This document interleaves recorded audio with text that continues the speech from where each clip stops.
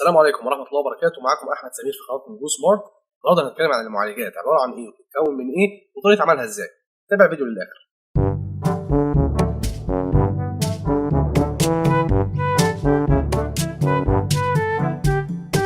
المعالج أو زي ما بيقولوا هو عقل أو مخ الكمبيوتر، لكن من وجهة نظري دي تسمية غير صحيحة بالمرة، لأن المعالج باختصار وظيفته هي تنفيذ الأوامر والعمليات في مجموعة من العمليات الحسابية.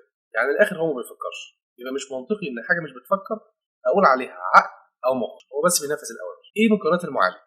المعالج باختصار هو عبارة عن شريحة من السيليكون تكون مربعة الشكل، في عليها من تحت أسنان أو إبر عشان خاطر تركب على السوكت بتاعها في البوردة اللي بيكون مخرم بالفعل. من أول صناعة معالجات LGA بيكون من تحت في المعالجات نقط توصيل على بنات موجودة في السوكت بتاع البروسيسور على البورد زي ما شفنا في الفيديو اللي قبل اللي فات، وهسيب لكم رابط في صندوق الوصف. خلينا دلوقتي نتكلم عن أجزاء المعالج الداخلية.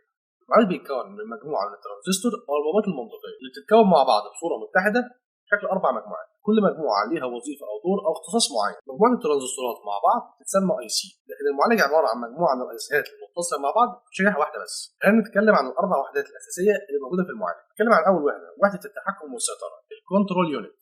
الوحدة دي هي المسؤولة عن نقل البيانات والمعلومات بين أجزاء المعالج الداخلية. الوحدة الثانية فيها جزئين أو قسمين مهمين جدا. أول قسم ده المسؤول عن العمليات الحسابية اللي فيها أعداد صحيحة بدون أعداد عشرية. الجزء الثاني اللي هي الفصلة العايمة، ده بيعالج الأرقام أو الأعداد اللي فيها بصورة عشرية، والجزء ده بيكون خاص بالGPU لأن بيعتمد عليه بشكل أساسي تشغيل الألعاب وبرامج التصميم اللي بتحتاج هندسة عالية جدا ودقيقة. عندي بعد كده وحدة الاتصال أو الناقل اللي هي باس انترفيس يونت، دي المسؤولة عن نقل وتبادل المعلومات بين المعالج وبين بقية أجزاء الحاسب، بالذات الذاكرة العشوائية. عندي رابع وحدة المسجلات أو ذاكرة الكاش، ودي عبارة عن ذاكرة عشوائية زي ذاكرة الرام بالظبط، لكن هي تتميز انها صغيره جدا وفي نفس الوقت سريعه جدا.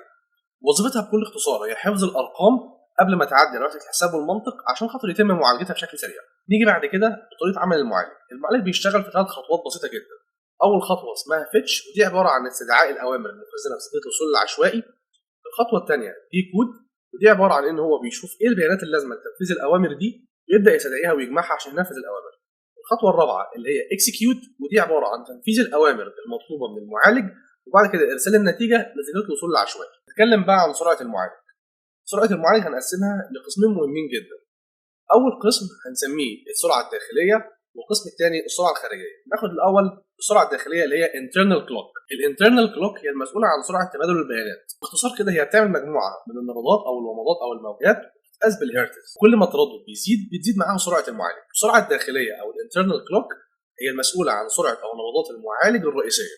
عندي بعد كده السرعه الخارجيه اللي هي external clock او السيستم باس، دي تبقى المسؤوله عن نقل وتبادل البيانات بين المعالج وبين شريحه الجسر الجنوبي. ومع تطور التكنولوجيا بقى من الممكن زياده سرعه النبضات او التردد بتاع المعالج لاكثر من سرعته الاساسيه بشكل كويس. كمان بقى من الممكن تعدد الانويه او الاساسات الخاصه بالمعالج، او بمعنى اسهل وجود اكتر من معالج على نفس الشريحه. وبقى في معالجات باساس واحد او باساسين او باربعه وبسته وثمان اساسات، يبقى موجود بالفعل على نفس شريحه المعالج معالجين او 4 او 6 او 8 على نفس الشريحه. مع زياده عدد المعالجات اللي موجوده في السوق والشركات اللي بتنتجها، بقى من الصعب جدا معرفه امكانيات المعالج ده ايه او ايه المعالج اللي انا محتاج ان انا اشتريه. وبكده نكون وصلنا لنهايه الفيديو. السلام عليكم ورحمه الله وبركاته.